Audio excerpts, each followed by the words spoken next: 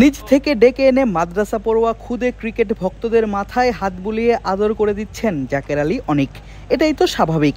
সিলেটের ভক্তরাও যে জাকেরকে পছন্দ করেন বেশ, খারাপ সময়েও দিয়ে যাচ্ছেন অনুপ্রেরণা। মাঠ ছেড়ে জাকের আলী অনিক যখন যাচ্ছিলেন অনুশীলনে, তখন গ্যালারি থেকে চিৎকার আসে, জাকের ভাই কামব্যাক চাই, কামব্যাক।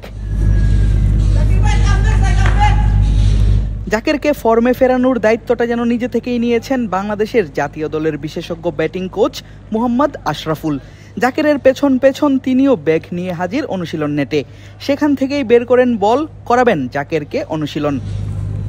আশরাফুল এবং জাকের যখন হাজির অনুশীলন নেটে, তখনও এই স্টেডিয়ামের মূল মাঠেই চলছে বাংলাদেশ এবং আয়ারল্যান্ডের মধ্যকার 2 ম্যাচের টেস্ট সিরিজের প্রথম ম্যাচের দ্বিতীয় দিন। আর দ্বিতীয় দিনের মধ্যাহ্নভোজের বিরতিতেই দুজন হাজির অনুশীলনে। এই দুজন ছাড়াও অনুশীলনে এসে উপস্থিত হয়েছিলেন জাকেরের জেলারই আরেক সতীর্থ ক্রিকেটার পেসার খালেদ আহমেদ। নিজ জেলার ব্যাটারকে ছন্দে ফেরানোর দায়িত্ব যেন তারও। খালেদ হাজির হয়ে জাকেরকে করলেন একের পর এক পেস বল। সেই বলগুলো জাকের খেললেন বেশ স্বাচ্ছন্দ্যেই। গ্যালারি থেকে তার সমর্থনে চিৎকার আর এমন কনফিডেন্টলি ব্যাটিং ভরসা যোগাবে দর্শকদেরও। জাকেরের ঘরের মাঠ সিলেট আন্তর্জাতিক ক্রিকেট স্টেডিয়ামে বাংলাদেশ খেলছে ম্যাচ, তবে স্কোয়াডে থেকেও সেই ম্যাচে সুযোগ পাচ্ছেন না জাকের। মানসিকভাবে এই নিয়ে কিছুটা হতাশায় ভুগতেই পারেন এই উইকেট কিপার ব্যাটার।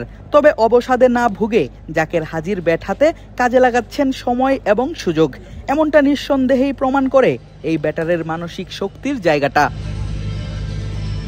অবশ্য জাকেরের কঠোর অনুশীলনের পেছনে কারণও আছে যথেষ্ট। আয়ারল্যান্ডের বিপক্ষে প্রথম টেস্ট চলছে সিলেটে, দ্বিতীয় টেস্ট অনুষ্ঠিত হবে মিরপুরের হোম অফ ক্রিকেটে।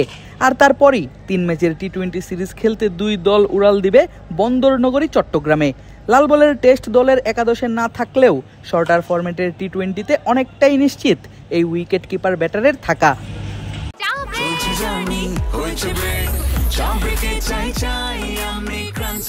যে কোনো চা ব্রেকে বিস ক্লাব ড্রাই কেক, চায়ের সাথে আয়েশ।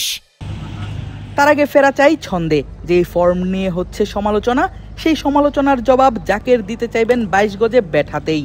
সেই লক্ষ্যেই চলছে অনুশীলন। সঙ্গী ব্যাটিং কোচ মোহাম্মদ আশরাফুল। আশরাফুলও বেশ খুশি জাকেরকে প্রশিক্ষণ দিতে পেরে। থ্রোয়ার এবং পেসারদের পাশাপাশি নিজেও করেছেন বোলিং।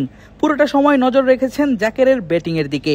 কখনো নিজে শেডো করে দেখিয়ে দিয়েছেন কিভাবে খেলতে হবে, আবার কখনো ভালো শটে দিয়েছেন হাততালি। তবে দেখা গিয়েছে বেশিরভাগ শটই আশরাফুল জাকেরকে খেলিয়েছেন অফসাইডে।